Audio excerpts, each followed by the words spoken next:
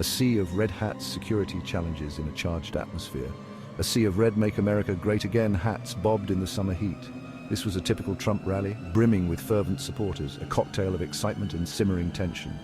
For the Secret Service, it was a logistical nightmare. Protecting a president as unpredictable and divisive as Donald Trump was a challenge in itself. Adding thousands of ardent supporters, some with concealed carry permits, to the mix created an unpredictable security environment. Local law enforcement, often overwhelmed by the sheer scale of these rallies, struggled to maintain order and assist the Secret Service effectively. The Secret Service, responsible for the president's safety, relied on a multi-layered approach. Screening checkpoints, bomb-sniffing dogs, and plainclothes agents within the crowd were standard procedures. However, the sheer scale of the venue and the unpredictable movements of the crowd made comprehensive security an almost impossible task. The president, known for his impromptu interactions with supporters, further complicated their efforts. His desire to connect with the crowd while endearing to his base created significant security vulnerabilities. The Secret Service walked a tightrope, balancing the president's safety against his desire for accessibility.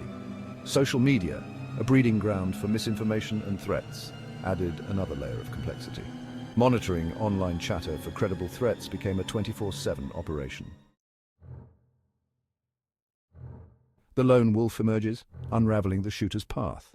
The shooter, a lone wolf driven by a toxic cocktail of anger and resentment, had been radicalized online. He had spent months stewing in extremist chat rooms, soaking up hateful rhetoric and conspiracy theories. The president, in his mind, was a tyrant, a threat to the very fabric of the nation. He felt compelled to act, to eliminate the threat and become a hero for his cause. His descent into violence was a slow burn, fueled by online propaganda and a growing sense of alienation. His preparations were methodical, almost robotic. He researched the president's itinerary, meticulously studying security protocols and identifying potential weak points. He purchased a high-powered rifle, practicing at a local shooting range until he was confident in his marksmanship. His movements were deliberate, calculated to avoid detection. He maintained a low profile, avoiding contact with friends and family who might notice his radicalization. On the day of the rally, he blended into the crowd, an anonymous face in a sea of red hats. He carried himself with an air of quiet determination, his backpack heavy with the tools of his trade. His eyes darted back and forth, scanning the crowd, searching for his target. 20 minutes too late. A critical delay in response. The Secret Service agent, stationed on a rooftop overlooking the rally, squinted through his binoculars. Something wasn't right. A man in the crowd, his face obscured by a baseball cap and sunglasses, seemed out of place. His body language was stiff, his eyes darting around nervously. He was carrying a backpack that seemed unusually bulky. The agent's gut told him something was wrong. He reached for his radio, a knot of unease forming in his stomach. He relayed his observations to the command center, his voice calm and professional. The description of the suspicious individual, along with his location, was relayed to agents on the ground. However, the response was not what the agent had hoped for. The command center, overwhelmed by the sheer volume of information and the pressure of the event, failed to act decisively.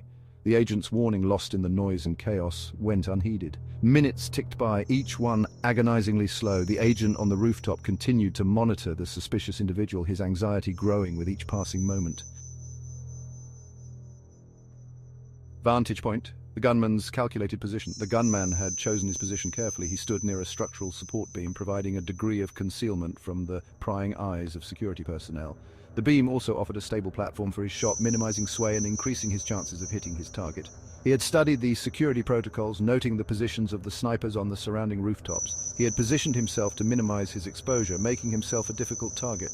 He had also factored in the crowd's movements, anticipating the natural ebb and flow of the throng. He knew that at a certain point during the president's speech, the crowd would surge forward, their attention focused on the stage. This would be his moment to strike, his best chance to get a clear shot while minimizing the risk of detection. He had rehearsed this scenario countless times in his mind, visualizing every detail, every movement. His backpack, strategically placed at his feet, contained extra ammunition and a basic first aid kit. He knew that if he was successful, he would likely be cut down in a hail of gunfire. The first aid kit was a futile gesture, a last-ditch attempt to tend to his own wounds, in the unlikely event that he survived the initial assault. As the president's speech reached its crescendo, the crowd surged forward just as the gunman had anticipated.